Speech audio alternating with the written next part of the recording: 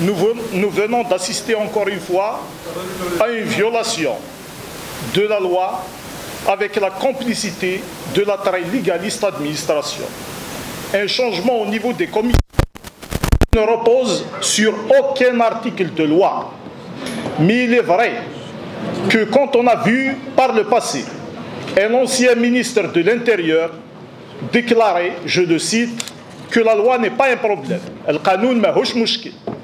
Quand on a vu des députés fermer à l'aide d'un cadenas le portail de l'APN pour remplacer un président de l'APN illégalement, un président qu'ils ont eux-mêmes élu, plus rien ne peut nous étonner. Une fois de plus, une fois de trop, nous tenons cette session ordinaire en dehors des délais légaux. Cela confirme, si besoin il y a, que ce qui s'est passé récemment dans notre Assemblée n'est pas un simple dérapage. C'est un tournant grave, une dérive inquiétante, un coup porté à l'esprit même de la démocratie locale. Cette situation est loin de toute légalité, mais confirme toute la complicité entre les deux entités qui représentent la wilaya. Le tout nouveau président de l'APUI n'aura pas attendu longtemps pour révéler sa vision du pouvoir. Une vision verticale, autoritaire, brutale. En quelques jours, il a réussi l'exploit de transformer l'hémicycle en zone de non-droit, en espace militarisé où la parole est une menace, où la contradiction est un délit et où la force supplante le droit. Car oui, mesdames et messieurs, le nouveau président vient de graver son nom dans l'histoire, non pas celle du développement et du progrès, mais celle de la répression institutionnelle. Il devient le tout premier président de l'APUI à faire appel aux services de sécurité pour faire taire des élus. Faut-il rappeler que nous ne sommes ni en état d'urgence, ni en état de guerre? Faut-il rappeler que les élus du peuple ne sont pas des intrus, mais les porteurs légitimes de la parole citoyenne? Faut-il rappeler enfin que la démocratie ne consiste pas à parler seul, mais à savoir écouter, entendre et tolérer la contradiction? Mais voilà que pour le tout nouveau président, la démocratie est un luxe superflu, le débat une menace, la parole libre un désordre à éradiquer. Alors il a réduit le temps de parole, distribué les mots comme des rations et sifflé la fin du match avant même que le jeu ne commence. C'est cela son projet politique, gouverné par l'étouffement. Qu'a-t-il à cacher? De quoi a-t-il peur? D'un micro ouvert? D'un discours critique? D'une voix qui refuse de baisser les yeux? Est-ce cela sa conception du mandat populaire? Un trône gardé par des agents de sécurité, des opposants expulsés manu militari et des débats expédiés comme des corvées.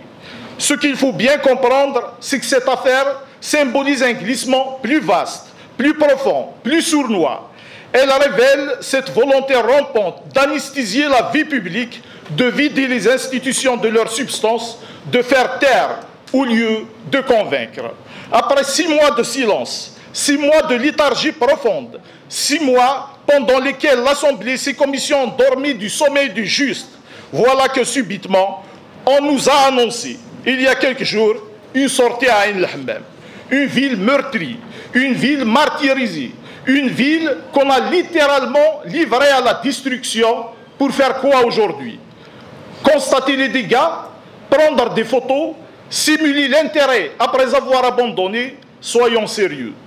Quand les démolitions ont commencé, sans concertation, sans préparation, sans même une esquisse de dialogue, et alors que des études sérieuses préconisaient d'autres solutions plus viables, qui a levé le petit doigt pour demander des explications? Qui a osé dire non? Pas vous, pas votre exécutif, pas ceux qui, aujourd'hui, veulent se présenter en sauveurs. Quand j'ai interpellé le Wali sur cette situation dramatique, vous étiez aux abonnés absents. Mieux encore, quand le Wali s'est engagé suite à mon interpellation à faire venir le CDE et à organiser une réunion en présence des élus, vous avez tout fait pour que cette réunion n'ait pas lieu. Parce que discuter, débattre, écouter, ce n'est pas visiblement votre manière de gouverner. Faut-il tant de mépris pour les habitants d'Aïn el-Hammam? Quand on prend la décision de démolir, on consulte, on explique, on anticipe, on répare. Rien de tout cela n'a été fait. On a préféré passer les bulldozers avant la parole. On a rasé, détruit, laissé en ruine, puis on a disparu. Et maintenant, on revient comme si de rien n'était pour constater l'état des lieux. C'est trop tard, le mal est fait. Et je pose les vraies questions, les seules qui comptent pour les citoyens. J'aimerais avoir des réponses à ce sujet. Combien cette opération nous a-t-elle coûté? Combien d'argent public a été dépensé pour tout raser sans rien reconstruire? Quel est le sort des propriétaires expulsés, déplacés, humiliés? Où sont les projets promis?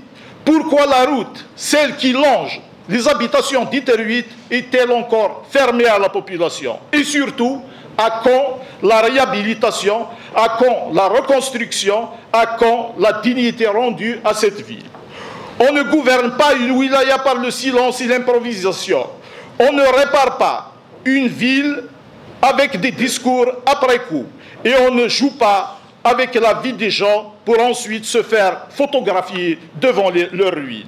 Ce que les habitants d'Aïn el-Hammam attendent, ce ne sont pas des sorties médiatiques, ce sont des actes, des engagements clairs, un plan sérieux et un minimum de respect. Alors s'il vous plaît, arrêtez le simulacre. Ce que vous avez fait à cette ville, c'est une faute. Ce que vous n'avez pas fait ensuite, c'est une double faute. Et il est temps d'assumer. J'aborde maintenant la sortie pour le moins surprenante du Wali lors de la dernière session à l'APOUI. En réponse à une interpellation sérieuse, posée dans un cadre légal et démocratique, le représentant de l'État s'est autorisé des termes dignes d'une cour de récréation. Il ne manquait plus que le lancer de carré et le coup de règle sur les doigts pour compléter le tableau. Derrière ce dérapage verbal se cache un problème autrement plus grave. Ce n'est pas d'un excès de zèle qu'il s'agit, mais bien d'un excès de pouvoir et d'un déficit flagrant de respect pour la loi, pour l'Assemblée et pour les citoyens. Nous avons eu par le passé à travailler avec plusieurs walis. Certains d'entre eux ont même occupé par la suite de hautes responsabilités dans l'État. Je peux citer à titre d'exemple l'actuel ministre de l'Intérieur. Même si ça n'a pas toujours été facile, la cohabitation et la coopération se sont faites dans le calme, la sérénité et surtout le respect mutuel, dont le seul souci qui a guidé notre action était l'intérêt public. Cependant, nous sommes surpris par le temps imprimé par le nouveau wali qui semble, après presque une année à la tête de la wilaya, être perdu au point de ne pas pouvoir encore finaliser le fameux programme complémentaire. C'est arrêter un plan de développement supposé être prêt depuis des années nécessite autant de temps. Combien de temps faudrait-il encore pour voir les fameux 274 milliards annoncés après la visite du chef de l'État débloqués, et combien d'années doit-on attendre pour voir ces projets réalisés? Monsieur Louali, vous êtes un commis de l'État, tenu de respecter la légalité républicaine, pas de la piétiner. Je vous rappelle, et c'est une simple lecture de la loi, pas un défi, que l'Assemblée populaire de Wilaya est une instance de délibération et de contrôle. Elle ne vous est pas subordonnée, elle ne vous obéit pas, elle vous interpelle, vous évalue et au besoin vous corrige. C'est sa mission. Les expressions, comme je vous défie, scout, n'ont pas de place dans une assemblée comme la nôtre. L'ironie est une belle chose quand elle est bien placée, mais lorsqu'elle vient couvrir les violations graves de la loi, elle devient le masque de l'abus. Que disent les faits? L'Assemblée populaire de Wilaya ne tient pas ses sessions dans les délais légaux. Des élus, non seulement poursuivis, mais condamnés en première instance, puis en appel, pour des faits graves, visés expressément par l'article 45 de la loi relative à la wilaya, continue de siéger. C'est là que votre silence devient une faute et que votre posture devient un mépris au Darwa. Dans votre réponse pour justifier ces violations de la loi, vous avez invoqué pour le premier point le fait que l'ancien président de l'APOUI était élu comme membre du Conseil de la Nation et que de ce fait, il était impossible de tenir les sessions dans les délais. Inutile de vous dire que cette élucubration n'a convaincu personne puisque l'ex-président a continué à assumer la fonction et à effectuer toutes les sorties en tant que telles à vos côtés jusqu'au mois de juin. Sauf si le président d'APOUI pour vous est juste bon pour vous tenir compagnie. En outre, quand bien même il ne serait pas en poste, l'APOUI peut se réunir valablement sous la présidence d'un président de séance qu'elle élit conformément à la loi. Pour le deuxième point relatif aux élus poursuivis en justice, vous avez amalgamé sciemment avec la révocation de l'élu qui, elle, n'intervient que suite à un jugement définitif pour de la prison ferme. Clarifions une chose, pour que plus personne ne fasse semblant de ne pas comprendre. Dans les cas prévus par l'article 45, ce n'est pas la révocation définitive de l'élu qui est en jeu, mais la suspension de la qualité de celui-ci. Lorsqu'un membre de l'APOUI est poursuivi pour des faits relevant de cet article, il peut être suspendu de son mandat après un vote de l'Assemblée. L'article 45 dit que tout élu faisant l'objet d'une poursuite judiciaire pour crime ou délit ayant une relation avec la finance publique ou pour cause d'atteinte à l'honneur, le mettant dans l'impossibilité de poursuivre son mandat électif de manière correcte, peut faire l'objet d'une suspension par délibération de l'Assemblée populaire de Wilaya. La suspension est prononcée par arrêté motivé pris par le ministère chargé de l'Intérieur jusqu'à l'intervention de la décision définitive de la justice compétente. En cas de prononcé d'une décision définitive d'acquittement, l'élu reprend d'office et immédiatement l'exercice de ses missions électorales. C'est la loi, M. Louali, pas une opinion, pas un défi. Pourquoi ne pas avoir soumis alors ces élus au vote de l'Assemblée qui les protège? Et qu'est-ce qui empêche de tenir l'Assemblée ordinaire de juin dans les délais légaux? Là aussi, nous avons vérifié le deux poids, deux mesures de l'administration. Nous avons des cas d'élus qui sont acquittés par la justice. Et j'ai le jugement ici. Puis, il y a eu une décision de non-appel, une attestation de non-appel délivrée par le procureur de la République et à ce jour, ils ne sont pas réhabilités. Donc, quand on veut, on protège ceux qui sont condamnés par la justice et on sanctionne ceux qui sont blanchis par cette justice elle-même. Alors, M. Louali, deux hypothèses s'imposent. Soit vous ne connaissez pas la loi et dans ce cas, c'est grave. Soit vous vous placez au-dessus de la loi. Et là, on ne parle plus d'un problème administratif, on parle d'une dérive autoritaire et c'est plus grave. Un Wali formé à l'École nationale d'administration, qu'on nous présente volontiers comme le berceau des serviteurs exemplaires de l'État, ne devrait pas se comporter comme un chef de clan vexé. Il devrait appliquer la loi, garantir la neutralité de l'administration et respecter les élus, pas les humilier, les intimider ou leur intimider de se taire, ou leur demander d'aller eux-mêmes chercher les jugements aux tribunaux. Un élu, M. Louali, n'est pas votre coursier. Il n'a pas à courir lui-même chercher des jugements pour que vous fassiez enfin appliquer la loi. Non, M. Louali, ce n'est pas à nous de courir les tribunaux, c'est votre rôle, votre devoir, votre fonction. Vous êtes payé pour cela. Vous avez une administration à votre disposition. Nous délibérons, vous exécutez. Ce n'est pas moi qui le dis, c'est la loi. Vous savez, ce petit détail qui semble tant vous encombrer.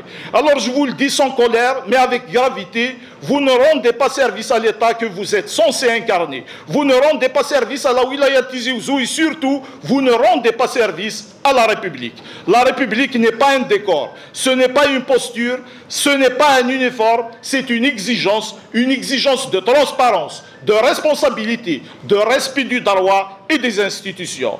Monsieur le Président, Monsieur le Wali, je lance un appel au bon sens et à la hauteur de vue. Les violations répétées de la loi épuisent les institutions et fracturent encore davantage la confiance entre les citoyens et leurs représentants.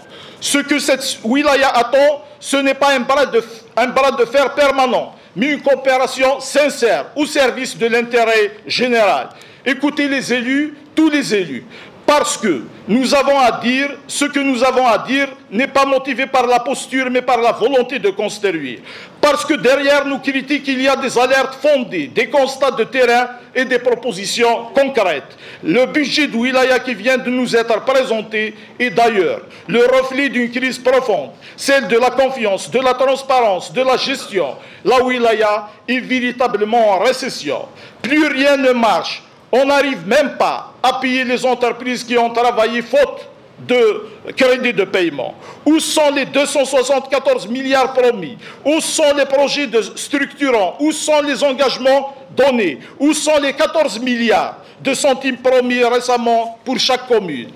Nous débattons de la prochaine rentrée scolaire alors que nos écoles sont complètement délabrées et nous n'avons aucun moyen de les réhabiliter. Les photos de visite rendues à des ministres par certains ne peuvent masquer la réalité. Présenter des subventions dans le cadre du FCCL comme des acquis personnels est un leurre. Cet argent est l'argent des communes. Quant à l'électrification rurale, nous l'attendons depuis des années et plusieurs engagements non tenus ont déjà été donnés. L'accorder n'est pas une faveur. Je viens d'apprendre que le ministre s'est engagé à allouer 700 millions de dinars. Cet engagement est vieux, il date de 2022. La même personne a pris une photo avec le même ministre. Il y a eu un engagement pour 1 milliard de dinars et nous n'avons rien vu jusqu'à aujourd'hui. Car il est temps de changer d'attitude, de cesser de gouverner dans le repli et le mépris et de faire enfin de cette Assemblée un véritable lieu de débat, d'écoute et de décision partagée. Car seule une gestion ouverte, lucide et respectueuse de toutes les voix permettra à notre wilaya de sortir de l'impasse. Je vous remercie.